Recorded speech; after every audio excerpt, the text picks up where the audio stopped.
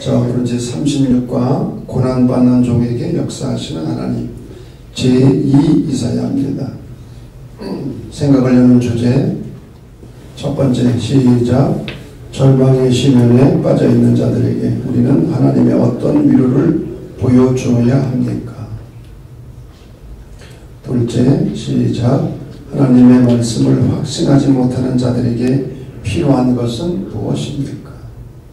셋째, 우주 만물을 창조하신 하나님은 곧 역사를 주관하시는 분이요 여호와를 앙마하는 자들에게 힘을 주시는 분이라는 사실을 우리의 시대와 역사 속에서 어떻게 고백할 수 있습니까?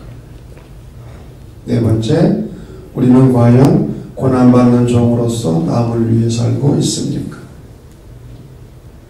자, 시대적 배경입니다. 이사야서 1장에서 39장까지는 하나님을 떠난 유다 백성들의 죄악과 그에 대한 하나님의 심판을 예언하고 있습니다.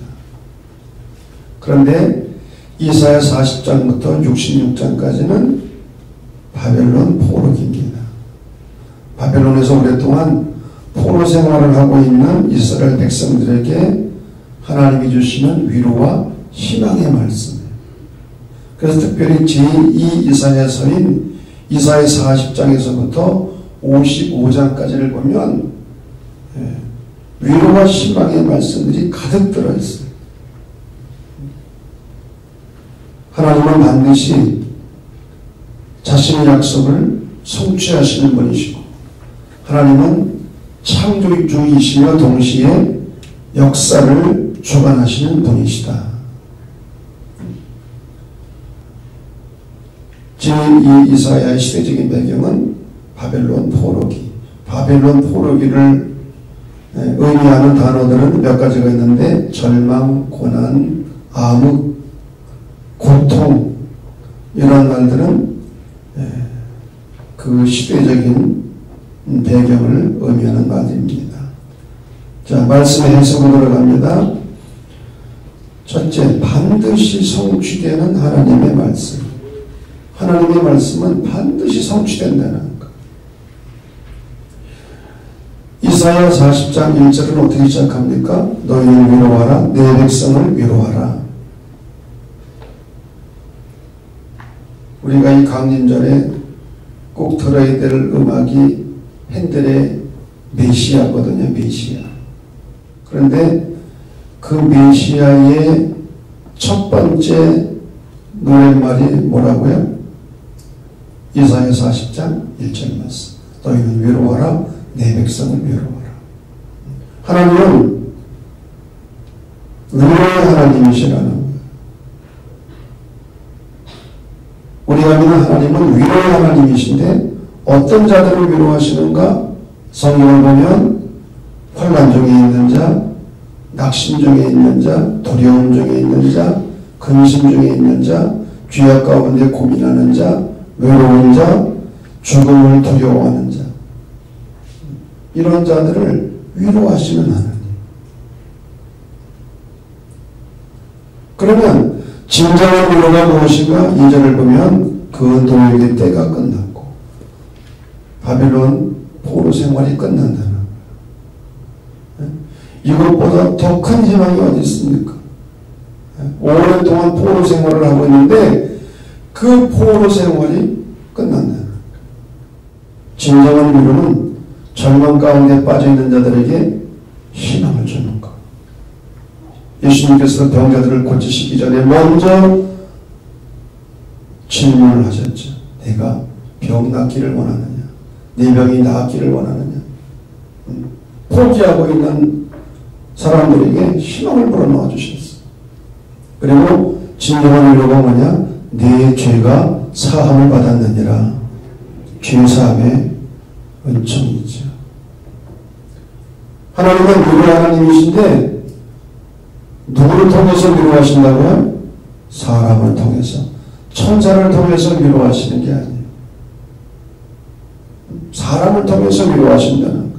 그러므로 그리스도인은 백성들을, 다른 사람들을 위로할 책임이 있다는 것. 어떻게? 너희는 예루살렘의 마음의 밭으로 말하며 그것을 외쳐라. 마을로 닿도록. 진정한 기도는 뭐냐? 마을로 하는 것이 아니라 마음으로 하는 겁니다. 마음에 닿도록 하는 거예요. 메시아가 오시는데 메시아가 오시는 것을 기다리고 준비하라는 거예요. 그래서 낮은 골짜기를 어떻게 하고요? 도두고 높은 산은 깎아내리고 굽은 길은 곱게 하고 험한 곳은 평탄케 하고 낮은 골짜기, 낮은 열등감, 낮은 자존감이 있다면 그것을 높이고 교만한 마음이 있다면 그것을 깎아내리고 굽은 것이 있으면 곱게 만들고 이것은 사회정의를 가리키는 말이에요. 사회정의. 불의한 사회가 되지 않도록 하라는 거예요. 왕의 행차라면 반드시 먼저 가서 길을 내는 사람, 세포가 있어야 되는 것처럼 주님께서 우리 가운데 오시도록 하기 위해서 대로를 만들고 준비하라는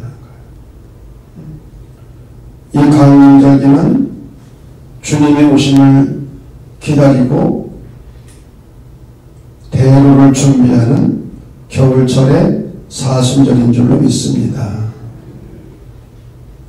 그러면서 인간의 유한성과 말씀의 영원성, 모든 육체는 풀이다.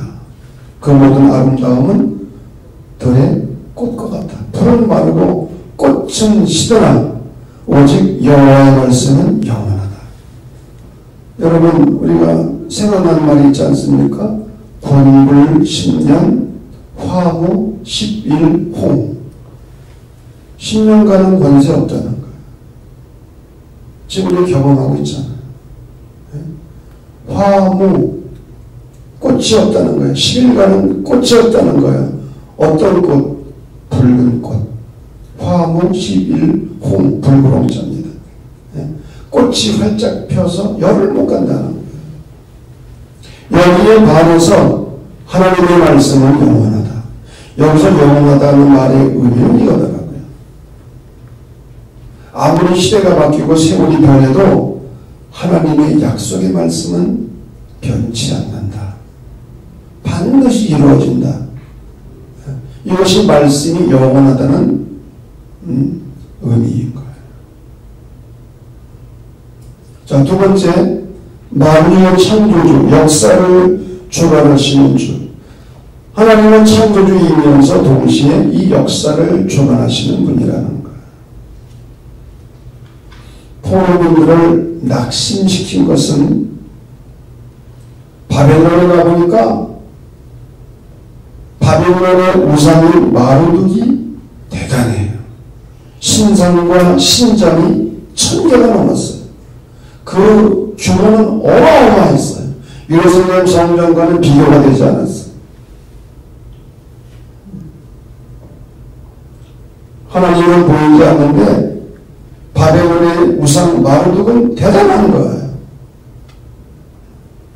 이런 상황 속에서 포로민들은 민족의 자존심을 잃어버렸어요. 하나님의 선민이라는 그런 자존심이 여지없이 짓밟혔어요.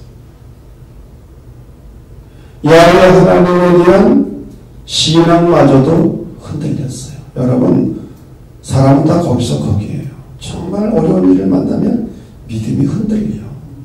하나님의 사랑이 의심되고 하나님의 존재 자체도 의심이 갈 때가 있어요.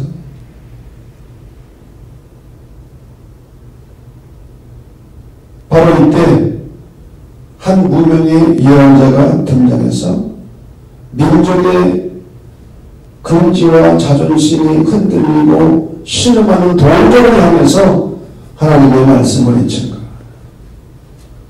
하나님이 창조의 주이시다. 동시에 그분이 이 역사를 주관하시는 분이시다.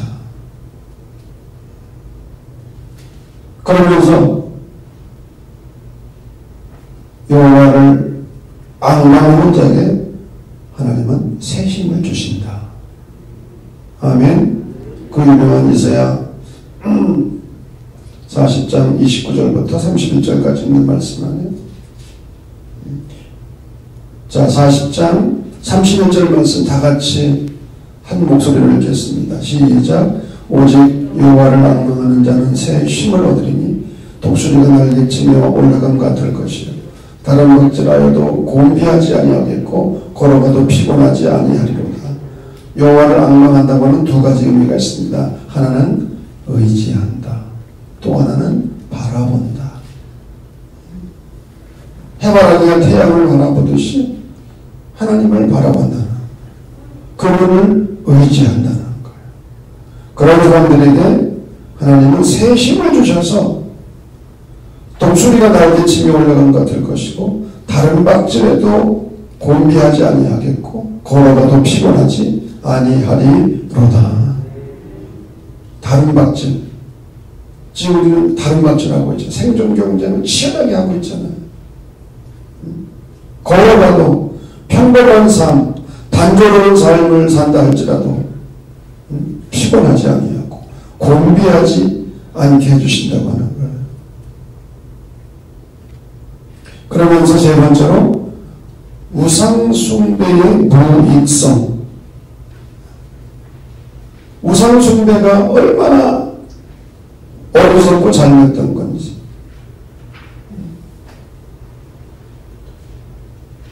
야훼 하나님과 사람들이 만든 우상을 비교한다는 것은 있을 수가 없는 일이에요. 야훼 하나님은 바벨론의 우상인 마루둑과는 비교가 되지 않는다.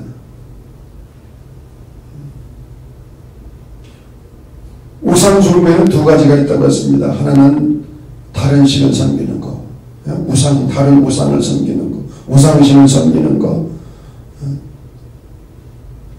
또 하나는 하나님의 자리에 무엇인가를 올려놓고 섬기는 것. 그게 돈이 될 수도 있고 명예가 될 수도 있고 권력도 될 수도 있고. 현대인의 우상은 뭐니 해도 머니지. 황금 우상. 돈이 우상이 되어가고 있는 거예요. 우상 숭배가 얼마나 무익한 일인지. 그러면서 이 제2 이사야 예언의 위대성이 뭐냐? 메시아를 고난받는 종의 모습으로 보는 거예요. 그 당시 많은 사람들은 다윗 왕과 같은 힘을 가진 그런 왕과 같은 모습으로 메시아가 오리라고 기대를 했는데 제2 이사야는 그렇지 않다는 거예요. 고난받는 종의 모습으로 메시아가 오신다는 거예요. 이것이 제2 이사야 예언의 위대성입니다.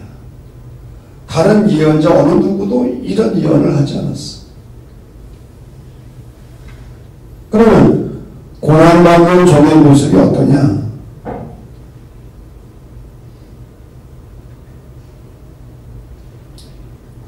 (53장이죠) 53장 첫째로 고난받는 종은 사람들로부터 멸시와 배척을 받아요. 사람들로부터 멸시와 배척을 받아. 그 이유가 무엇입니까? 보잘것이 없어. 외모가 보잘것이 없어. 그는 연한 순같이 약하고 마른 땅에서 나온 뿌리 같아서 고운 모양도 없고 흠모할 만한 아름다운 것도 없도다. 보잘것없는 외모 때문에 멸시를 받고 배척을 받는, 고운 모양도 없고 흠모할 만한 아름다운 것도 없고. 두 번째로 이 고난받는 종은 자기의 죄 때문이 아니라 대신 고난을 당하는 거예요. 자기는 죄가 없어. 근데 대신 다른 사람의 죄를 대신 짊어지고. 제2 이사야는 그걸 본 거예요. 많은 사람들은 이 사람을 향해서 저 사람이 자기 죄 때문에 지금 고난을 받는다 그렇게 말하는 거예요. 그런데 제2 이사야는 그렇게 보지 않는 거예요. 사람이 지금 고난을 받는 것은 자기 죄 때문이 아니라 우리가 받아야 될 그런 심판을 대신 받고 있다. 내 대신 고난을 받고 있다. 이 사실을 발견하는 거예요. 그리고 세 번째로 고난받는 종은 고난을 받으면서도 입을 다물고 침묵을 해요. 이거 진짜 쉬운 일이 아니에요. 여러분, 누가 나한테 억울한 소리만 들어도 이게 견딜 수가 없는 거예요. 그래 안 그래? 여러분들은 안 그래요? 억울한 소리 해봐. 속에서 부글부글 끓지. 그런데도 입을 다물어요. 침묵을 지키고 있어요. 어떻게? 도주장으로 끌려가는 어린 양처럼, 털 깎는 자 앞에 잠잠한 양처럼. 바로 예수님이 그러셨죠. 빌라도 앞에 침묵하셨고 말없이 순종하셨어요. 자, 그러면 고난받는 종의 실체가 누구냐? 고난받는 종이 누구냐? 세 가지 견해가 있습니다. 첫째는 이스라엘 민족 전체라는 견해입니다. 여기서 고난받는 종은 바벨론 포로 생활을 하고 있는 이스라엘 민족 전체다. 두 번째, 전체가 아니라 소수의 경건한 이스라엘 백성들이다. 소수의 경건한 사람들이다. 아니다. 세 번째, 어느 한 개인이다. 어느 한 개인. 서구주석학자 칼 델리츠라고 하는 분은 피라밋을 그리면서 피라밋, 밑바닥은 이스라엘 전체를 의미하는 것이고 중간부는 소수의 경건한 이스라엘 사람들을 의미하고 정점은 어떠한 개인이다. 피라밋을 그리면서 그렇게 설명하기도 했어요. 중요한 것, 우리가 믿는 기독교는 고난받는 종이 바로 예수 그리스도이심을 믿는 거예요. 고난받는 종의 노래 내용이 예수 그리스도의 인격과 사역을 통해서 역사 속에 그대로 이루어졌음을, 성취되었음을 믿고 고백하는 거예요.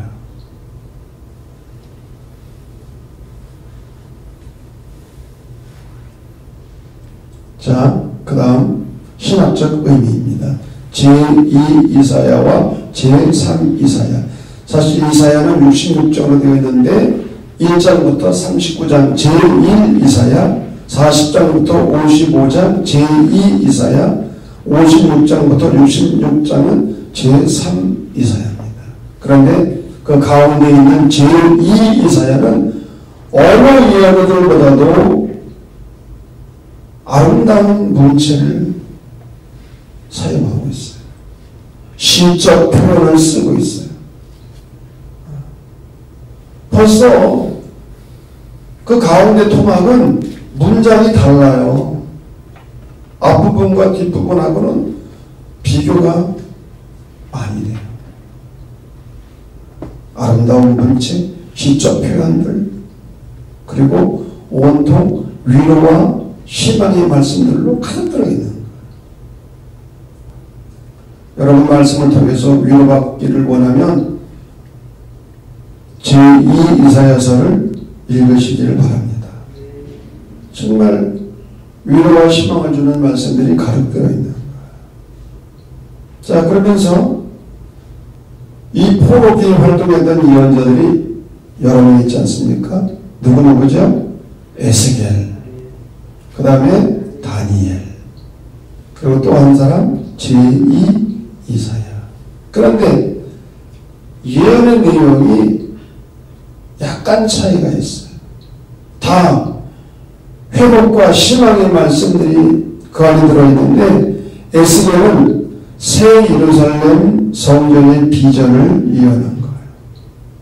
그래서 우리가 잘 아는 것처럼 성전 문지방에서 뭐 하시나 봐요? 물이 흘러가지고 그 물이 흐르는 곳마다 닿는 곳마다 죽은 것이 살아나게 되고 치유가 일어나게 되고 그리고 열매를 맺게 되고 새 예루살렘 성전의 비전을 이어드렸고요. 다니엘은 성도 공동체의 회복을 소망했어요. 아름다운 성도 공동체가 회복된다는 거예요. 그러면서 제2 이사야는 절망과 좌절에 빠져있는 백성들에게 새벽을 알리는 해방의 메시지, 해방의 메시지를 전합니다.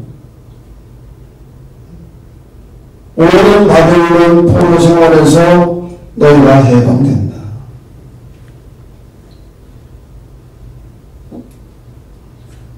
오늘 우리가 이사야 43장 말씀 읽었는데 내가 새 일을 행하리라. 내가 광야에 길을 내고 사막에 강을 낼 것이다. 광야의 물을 사막의 강들을 내어 내 백성 내가 택한 자에게 마시게 할 것이다. 이게 무슨 말입니까? 바벨론 포로 생활을 끝나고 광야를 통과해서 고향 땅으로 돌아가는데 하나님께서 길을 내주신다는 거예요. 그리고 물이 없는 광야에서 샘물을 허락하신다는 희망의 메시지, 해방의 메시지를 전하고 있어요. 그러면서 아까도 말씀드린 것처럼 세 번째로 suffering servant, 고난받는 종. 바로 이 고난받는 종의 길은 예수님께서 걸어가신, 아니 첫 번째는 이스라엘 백성들이 걸어간 길이기도 하고 더 나아가 주님이 걸어가신 대속적 고난의 길이기도 하고 동시에 오늘날 교회가 걸어가야 할 선교적 길이라는 거예요. 이 고난받는 종의 길은 하나님의 선민인 이스라엘 백성들이 걸어가야 할 길이고 더 나아가 주님이 걸어가셨던 대속적 고난의 길이고 더 나아가 오늘 교회와 그리스도인들이 하나님의 나라를 위해서 걸어가야 할 선교적 길인 거예요. 이 고난받는 종. 오늘 우리가 개인적으로나 교회적으로 이 고난받는 종의 길을 걸어갈 때 하나님의 나라가 이루어지는 거예요. 이 고난받는 종의 길을 걸어갈 때에 하나님의 선교가 이루어지는 거예요. 여러분 이제는 말로 안 됩니다.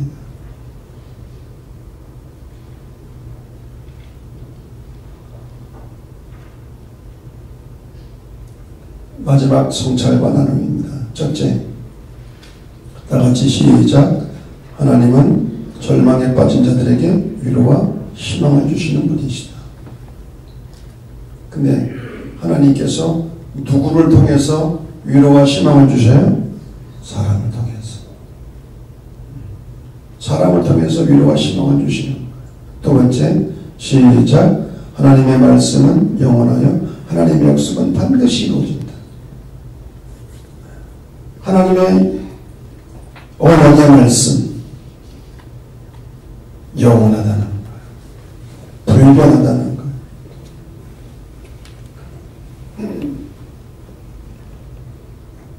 제가 어린 시절 주일학교 다닐 때 배운 노래가 생각이 납니다.